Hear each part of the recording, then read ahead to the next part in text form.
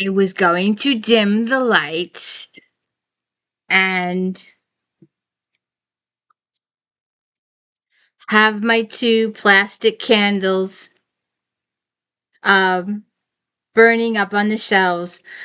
They were too far away, so you couldn't see them. So what was the point? Hey, these were $5. They're great.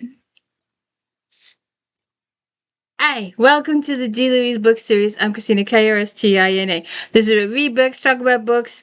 No fancy smanchy stuff going on here. No special introductions. Just horrible. Anyway, I want to do a quick shout out to Z-Book and Selena and Leaf and Judy for checking me out every single day. Awesome young ladies. Awesome. So, we did an if then yesterday. And it was on uh, twins or mistaken identity or amnesia and or secret identity. And one of the books was this one. And a lot of times people don't think of this one as one of those type books. But when Honoria first meets Devil, she has no idea who he is. She has been trying and trying for weeks to find out who he is. She's been a not a governess, but a little above that. She was helping this lady get her teens ready for their come out. And the woman kept telling her that she wants her daughters to be good enough to marry a duke. She has a specific duke in mind. And Honoria is just trying and trying and trying and cannot figure out who this duke is.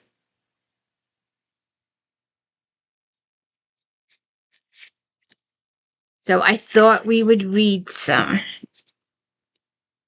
The Duchess is so very, very well, most charming. So Mr. Poth whistled. The vicar of Somersham gestured airily.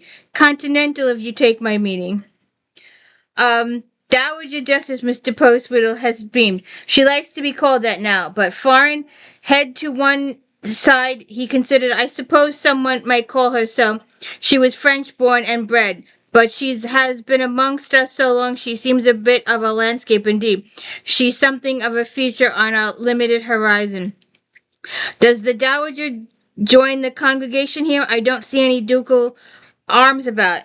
Glancing about the stone church beyond the vicarage, she recalled numerous commemorative inscriptions honoring the deceased from various lowly houses, including some scions from the Claypos. On occasion, Mr. Postwhite, but there's a private church at the place. Quite beautifully appointed. Mr. Merriweather is chaplain there. The Duchess is always reliable in her devotions. I'm afraid, in her general characteristic of that family. Which family? She had been chasing the information for the past 3 days, given that her new employer, Lady Claypole, was convinced that her daughter Melissa, now Honoria's charge, was destined to be the next Duchess. It seemed the course of wisdom to learn what she could of the Duke and the family. The name of the family would help. And he goes on and on and on and on and on and on. And she does not learn what the Duke's name is. Then she decides to head out by herself. And while she gets out, she witnesses someone shooting someone else. And so then the devil comes along. And they take him to the nearest cottage. It belonged to one of their caretakers or something. And he's got a wound and he's going to die. Devil, the call was so faint she only heard it. Honoria whined and flew back to the bed. The youth's eyes flooded. Devil, need devil. All right, there's no devil here. We won't let him get you. No, need to see. Lie back, Tolly. I'm here. Found the man's face. Good. I have to tell you. Tolly, and then he died. You're related? Cousins, first cousins. He's one of the younger crew, barely 21. His tone made Honoria wonder how old he was. In his 30s, certainly, but from his face it was impossible to judge. His demeanor conveyed the impression of worldly wisdom, wisdom earned as if experience had tempered his steel. As she watched, he put one hand and gently brushed a lock of hair from his cousin's face. The low moan of the wind turned into a dirge. She was stranded in a cottage with a dying man and a man known to his intimates as Devil. Ensconced in the wing chair by the fire, Honoria sipped tea from a mug and considered her position. It was now night. The storm showed no sign of abating. She could not leave the cottage, even had that been her most ardent desire. Glancing at her rescuer still seated on the pallet, she grimaced. She did not wish to leave. She'd yet to learn his name, but he commanded her respect and her sympathy.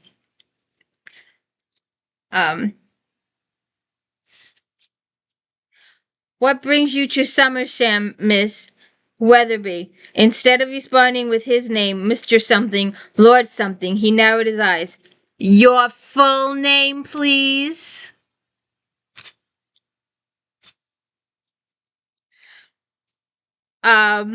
Honoria Prudence Weatherby. One black brow rose, the distributing green gaze did not waver. Honoria Prudence and Strother Weatherby?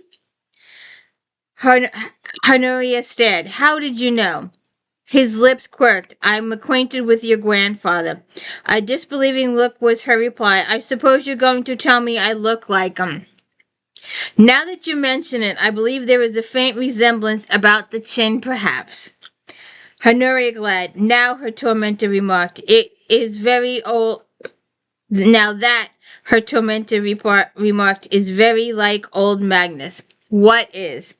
Magnus and Strother Weatherby is a rascable old gentleman, atrociously high in the instep and as stubborn as be damned. You know him well? Only to nod to. My father knew him better. There was a second son, wasn't there? Her rescuer studied her amusingly. He defied Magnus over, I remember. He married against Magnus's wishes. One of the Montgomery girls. You're their daughter? Stiffly, Honoria inclined my head. Which brings us back to my question, Miss Strotherby. What the deuce are you doing here, gracing our quiet backwater? I'm a finishing governess. A finishing governess? I prepare girls for their come out. I only remain with the families for the year before. What in all heavens does old Magnus think about that? I have no idea. I never sought his opinion. What happened to your family? My parents died in an accident when I was 16. My brother was 19. We lived in Hampshire, but after the accident I went to stay with my mother's sister in Leicester. I'm surprised Magnus didn't intervene. Michael informed him of the death, but he didn't come down for the funeral. We hadn't expected him. After the falling out between him and Papa, there'd been no contact. Papa swore he'd never ask for a quarter. Stubbornness is clearly a family trait. After a year in Leicester, I decided to try my hand at governing. Your aunt wasn't exactly welcoming? No, she was very welcoming. She married beneath her, but not the mild Millicents the Anstruthers got so heated over, but truly out of her class. But she was happy and her household was welcoming, but not for me. Fish out of water? Once I came out of mourning, I considered my options. Funds, of course, were never a problem. Michael wanted me to buy a small house in some safe country village and live quietly, but, again, not for you. Honoria tilted her chin. I couldn't conceive of a life so tame. I think it's unfair that women are forced to such mild existences and only gentlemen get to lead exciting lives. Both black brows rose. Personally, I always found it pays to share the excitement. Honoria opened her mouth to approve, then caught his eye. She blinked and looked again, but the salacious glint had disappeared. In my case, I decided to take control of my life and work towards a more exciting existence. As a governess? No, that's only an intermediate stage. I decided at 18 was far too young to go adventuring in Africa. I've decided to follow Lady Stanhope's footsteps. Good God, he says. Ignoria ignored his tone. I have it all planned. My burning ambition is to ride a camel in the shadow of the great Sphinx. One would be ill-advised to undertake such an expedition too young. Governessing in a manner that requires spending only a year with each family seemed ideal way to fill in the years. So she's doing all this. Um, that at last, of course, eases Michael's mind. Ah, yes, your brother. What is he doing while you fill your years? Michael is secretary to Lord Carlisle. Do you know him? Carlisle, yes. His secretary, no. I take it your brother has political ambitions? Lord Carlisle has found a friend of Papa's. He's agreed to stand as Michael's sponsor. What made you decide on governessing as your temporary occupation? What else is there? Um, but your parents were killed before you were brought out. Lady Hartwell, an old friend of Mama's, had a daughter 2 years younger than I. After putting off black gloves, I approached my idea to her. I thought with my background, my preparations, I could teach other girls how to go on. Lady Hartwell agreed to a trial. After I finished coaching Miranda, she landed an Earl. After that, of course, I never wanted position. The matchmaking mama's delight, he says. And who are you coaching about Summersham? Melissa Claypole. Is she the dark one or the fair-haired? The fair one. An insipid miss with no conversation. God knows how I'm supposed to render her attractive. I was booked to go to Lady Oxley, but her 6-year-old caught chickenpox, and then Lady Oxley died. I've declined all other offers by then, but the Claypoles let her alive late, and I hadn't yet replied. So I accepted without doing my usual checks. Checks? I don't work for just anyone. I make sure the family is good time, well connected enough to get the right invitations and sufficiently beforehand not to make a fuss over the milliner's bill. Not to mention those modistes. Precisely. No girl is going to snare a duke if she dresses like a dowd. Am I to understand the Claypoles failed to meet your stringent requirements? I've only been with them since Sunday, but I have a nasty suspicion. Luckily, it appears Melissa is all but spoken for by a duke, no less. A duke? So it seems. If you live about here, you must know of him. Sober, reserved, rather reclusive, I think. Already tangled in Lady Claypole's web, if the lady speaks true.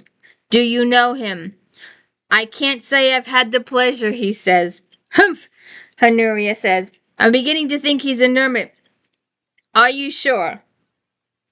And they get into a bit with the patient. He wakens up, and then while she's sleeping, he's thinking to himself. Sylvester Sebastian Cynster, 6th Duke of St. Ives, known as Devil to a select handful of retainers, as Devil Cynster to the ton, and simply as Devil to his closest friend, watched his wife-to-be from beneath his long lashes. What he wondered would his mother, the Dowager Duchess, make of Honoria Prudence and Strother Weatherby. That thought almost made him smile. But the dark pall hung over his mind wouldn't let his lips curve. For Tolly's death there would only be one answer. Justice would be served, but vengeance would wield the sword. Nothing else would appease him or the other males of the clan. Despite their reckless propensities, Cynsters died in their beds.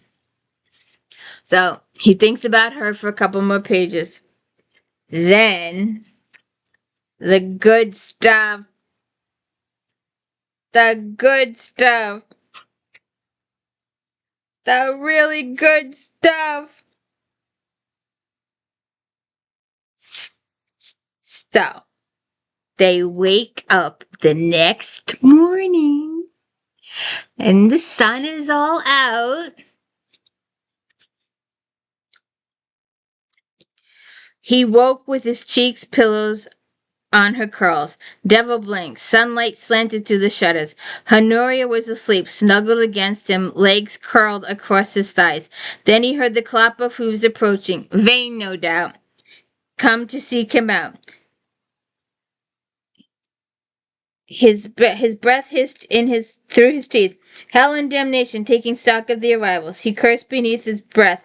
He'd been right about Vane. His cousin, mounted on a black hunter, just pulled up.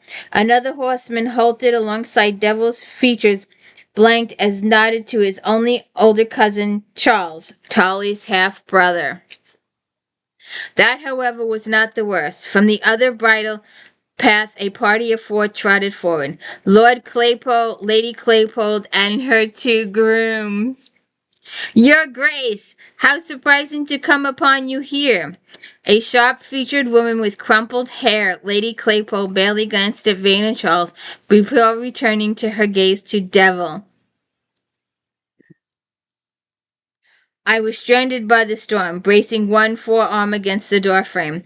Indeed, beastly night, Lord Claypole said, a short, rotund gentleman. Might I inquire, your Grace, if you've seen anything of our governess?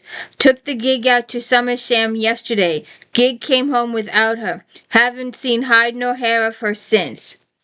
The storm was wild, he says. Quite. Dare say the horse got loose and bolted home. Testy brute. Sure to find Miss Weatherby safe and sound at the vicarage. What?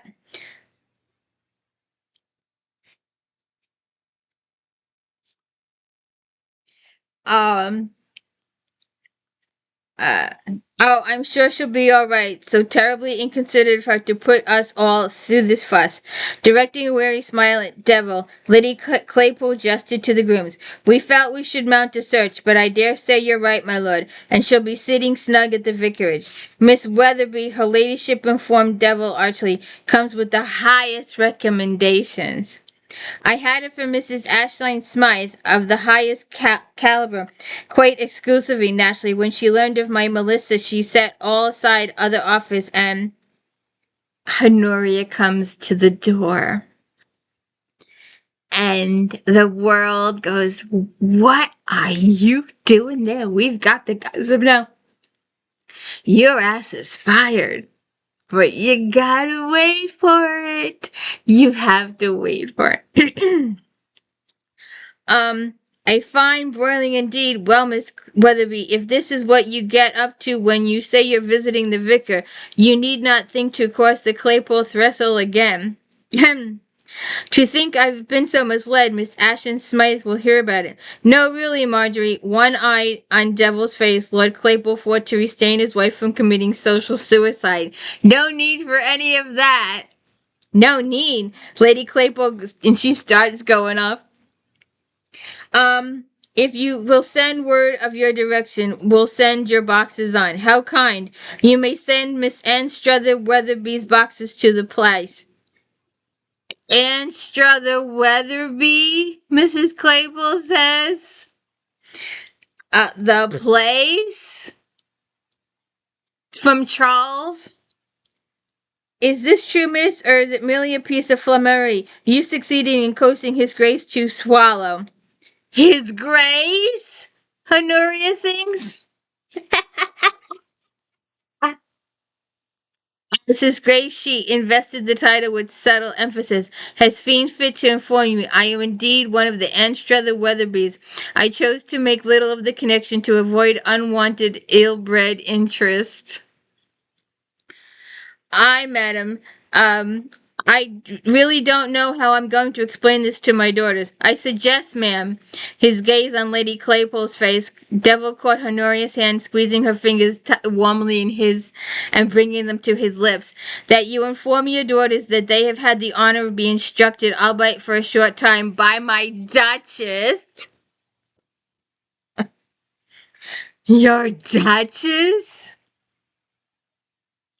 The exclamation burst from the three throats of the gentry. Only Vane remained silent. Honoria's brain reeled, the grip on her fingers tight, her expression serene, her lips gently curved.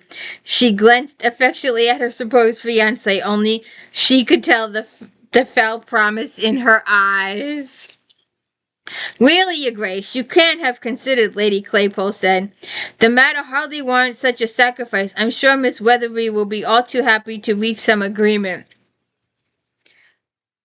I had expected, my lord, that I could count on you and your lady to welcome my Duchess. The deep, flat tone held a definite menace. Yes, indeed, no doubt of it, Lord Claypole says. Felicitations and all that. Dare say we should get on. If you excuse us, your grace, come, my dear.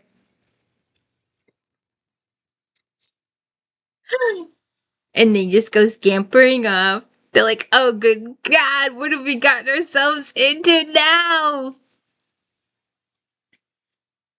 Um, so then some guys show up. Who are they? Honori asked. Two other cousins. The one approaching is Vane, at least that's what we call him. The other is Charles, Charlie's brother. Brother, half brother, Devil said. And, so they do some more of that. He tells them about Tolly being dead. They talk about how she found Tolly.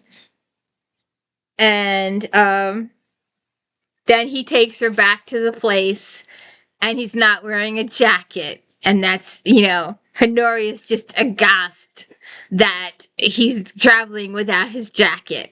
But she's going to be his wife. So she starts questioning him. Is Summersham Place your principal residence? It's my home. My mother remains there most of the year. There was no Duke of Summersham. As they rounded the curve, Honori decided she had had enough. So she comes out and says, what is your title? Titles. Duke of St. Ives, Marquis of Earth, Earl of Strathfield, Viscount Wellsborough, Viscount Moreland. The recital continued. Honoria leaned back against his arm so she could see his face. By the time names ceased to fall from his lips, they'd passed the place of yesterday's tragedy and rounded the bend. Are you finished? Actually, no. There are more additions, but I never learned them. They could fit. Cynsters hold St. Ives. Your devil? Cynster? You want proof? Proof? What more proof could she need? One glance into those ageless, ominous eyes at the face displaying steely strength perfectly melded with the rampant sensuality was enough to settle all doubts. The Cynsters, the ton wouldn't be the same without them. They were a breed apart, wild, hedonistic, unpredictable, in company with her own forebears. They'd crossed the channel with the conqueror. While her ancestors sought power through politics and finance, the Cynsters pursued the same through more direct means. They were and always had been warriors supreme, strong, courageous, intelligent men born to lead. Through the centuries, they'd thrown themselves into any likely looking fray, with a reckless passion that made any sane opponent think twice. Consequently, every king since William had seen the wisdom of placing the powerful lords of St. Ives. Luckily, by some strange quirk of nature, Cynsters were so passionate about land as they were over battle. Added to that, whether by fate or sheer luck, the heroism under arms was matched by an uncertainty ability to survive. In the aftermath of Waterloo, while so many noble families were counting the cost, a saying gone the rounds, born of grudge and awe, the Cynsters so went in, where invincible seven had taken the field, and all seven returned hale and whole, with barely a scratch. They were also invincibly arrogant, a characteristic fueled by the fact that they were, by and large, as talented as they thought themselves, a situation which engendered in less favored morals a certain reluctance to respect. Not that the Cynsters demanded respect, they simply took it as their due. And he takes her in to his house, and I think I think it's, let me see. Um, he takes Honoria in to see his mother. Ma'am, to her surprise, her devilish captor bent and kissed his mother's cheek. She accepted the tribute as her due. As he straightened, she fixed him with a questioning glance, every bit as imperious as he was arrogant. He met it blandly. You told me to bring you your successor, the instant I found her. Allow me to present Honoria Prudence and Stretheby Weatherby. He glanced at Honoria, the Dowager Duchess of St. Ives.